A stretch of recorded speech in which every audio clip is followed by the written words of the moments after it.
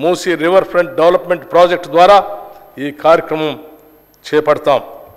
దీనిలో భాగంగా పాదచారుల జోన్లు, పీపుల్స్ ప్లాజాలు, పాత నగరంలోని హెరిటేజ్ జోన్లు, హాకర్ జోన్లు, చిల్డ్రన్స్ థీమ్ పార్కులు, ఎంటర్టైన్మెంట్ జోన్లు అభివృద్ధి చేస్తాం.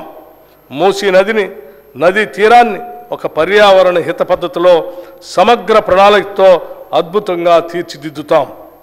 మన సాంస్కృతిక కట్టడాల పరిరక్షణ కూడా ఈ పథకంలో భాగంగా అమలు చేస్తాం. దీనికి కావలసిన నిధుల్లో ఎక్కువ శాతం నది చుట్టూ ఉన్న భూముల్ని వాణిజ్య అవసరాలకు అనుగుణంగా మార్చి సమకూరుస్తాం.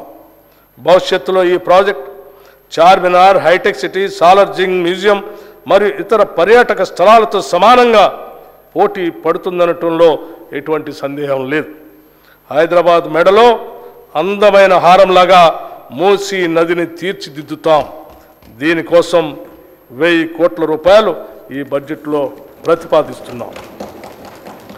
తెలంగాణలో అభివృద్ధి వికేంద్రీకరణకి ప్రభుత్వం కట్టుబడి ఉంది.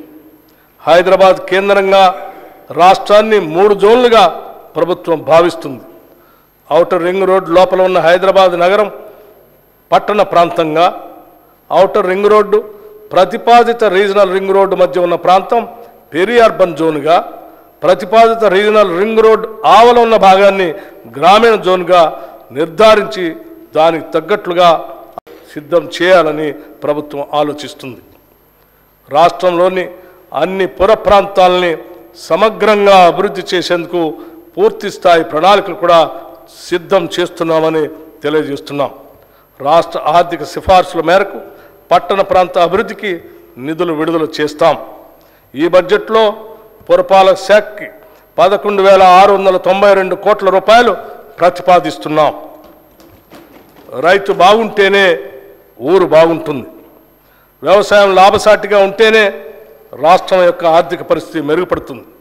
అందుకే రైతు రుణమాఫీ అంశాన్ని మేము మా ఎన్నికల ప్రణాళికలో కూడా స్పష్టంగా పేర్కొన్నాం. ఎన్నికల ముందు ప్రజలకి హామీ ఇచ్చిన విధంగానే రైతు రుణమాఫీ పథకాన్ని అమలు చేయబోతున్నాం. 2 లక్షల రూపాయల రుణమాఫీపై త్వరలోనే మా కార్యాచరణ ఉంటుంది. అందుకు విధి విధానాలని రూపొందిస్తున్నాం. ప్రతి పంటకు మద్దతు ధర ఇస్తాం.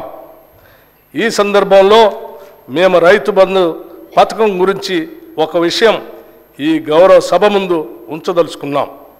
రైతు బంధు యొక్క ముఖ్య ఉద్దేశం రైతుకు పెట్టుబడి సాయం అందించడమేనని గత ప్రభుత్వం ఈ పథకాన్ని ప్రారంభించింది.